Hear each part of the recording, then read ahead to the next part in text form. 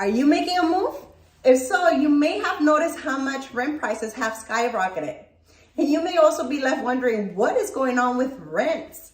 Well, in this video, we're going to go over some of the trends as well as the contributing factors to such trends and what some people are doing to help alleviate the pain. But before we go any further, make sure you hit like and you subscribe to our channel.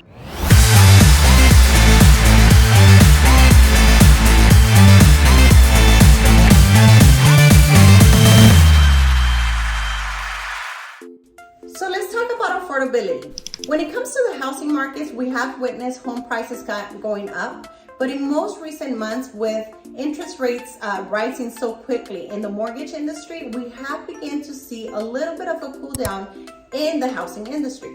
Now, how does this translate into rentals?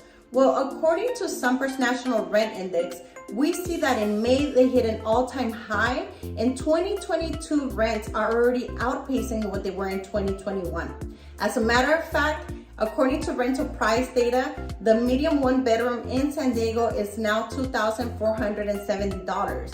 Now that's a 30% jump year to year, and that's pretty staggering. I mean, we are constantly talking about how much home prices have gone up, and year to year home prices went up by 20%. But when you consider a 30% jump in rents, that's a huge pill to swallow for most families when it comes to affordability. How does this compare overall? Well, the US Census has provided that just in 2021, the vacancy index was at 5.8%, which was an all-time low in a generation. To break it down even further, in the West Coast, our vacancy rate is 4.5, which again is causing even a greater extension of the issue to be able to provide housing for the amount of demand that we have currently. So those are the trends. But now let's talk about the factors contributing to such high cost of living. Now, when we explore this, we can't but look at the fact that salaries have not been able to keep up with the double-digit growth that we have certainly witnessed in the housing market. This is troublesome because what it has done is it's caused more Americans to have to put their hard-earned money towards housing costs. As a matter of fact, as seen in this graph, we begin to see in 2015 how that discrepancy continues to grow further and further apart. The median household income grows away from the median housing price. So this is certainly an issue.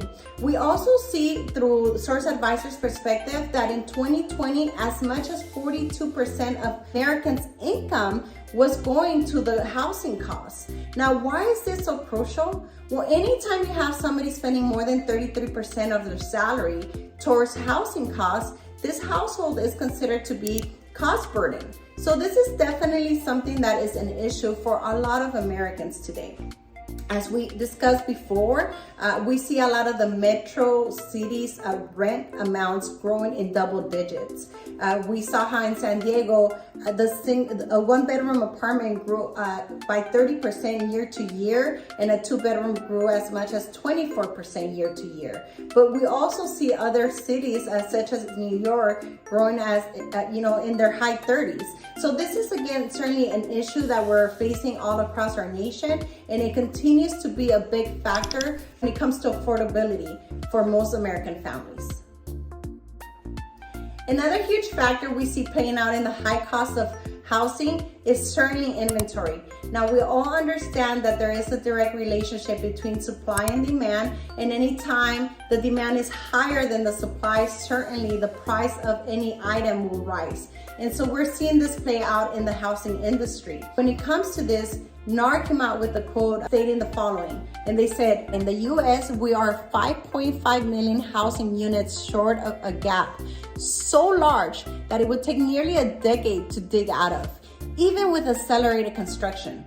A historic shortage of this magnitude requires a once-in-a-generation response. And so right behind NAR, we see the US government stating that we are over 4 million homes short to be able to meet today's demand.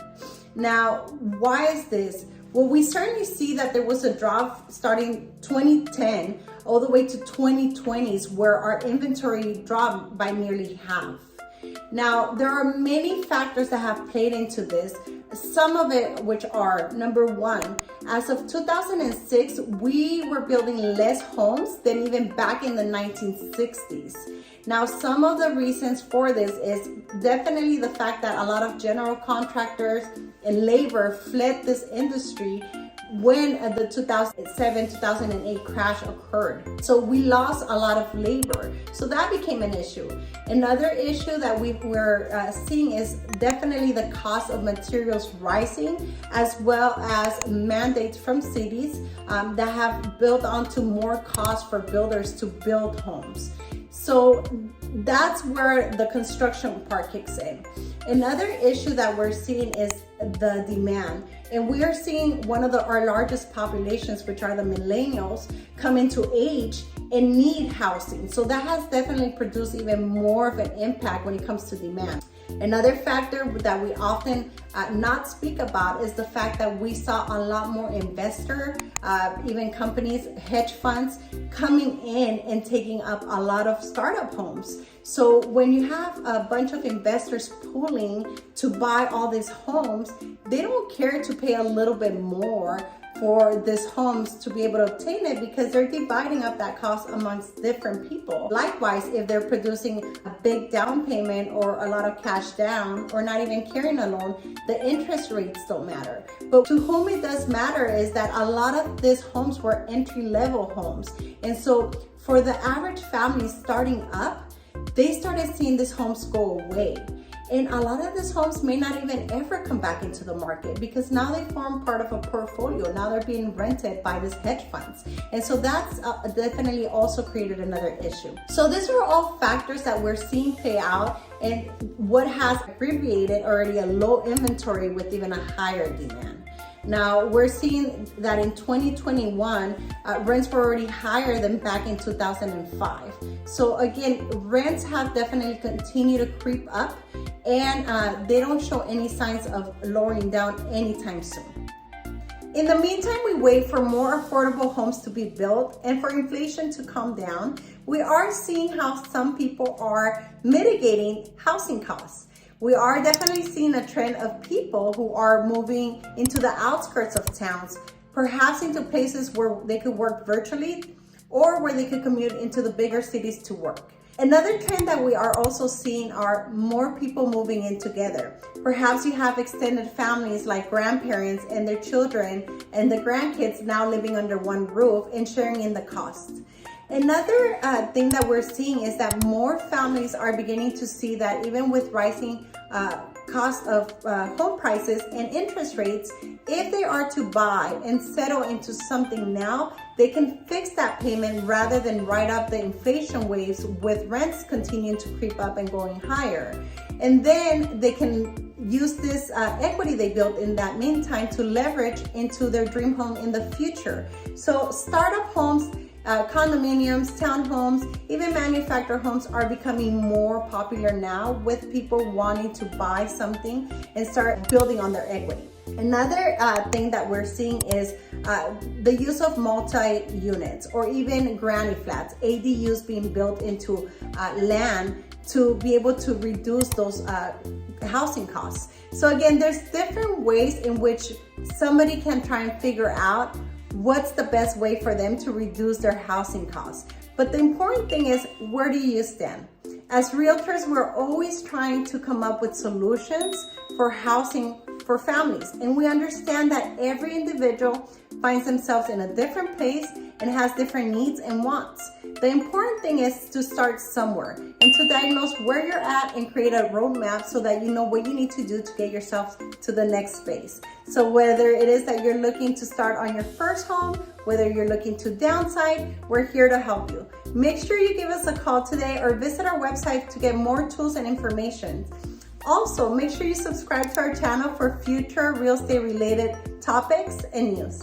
Until next time, this is Rosa Karp with the Karp Realty Group, where we help people build wealth through real estate, and we help sellers obtain what they want on the sale of their home. For real estate news or tips, please follow us on YouTube or any of our social media channels. Until next time, this is Rosa Karp with the Karp Realty Group and your home sale guarantee.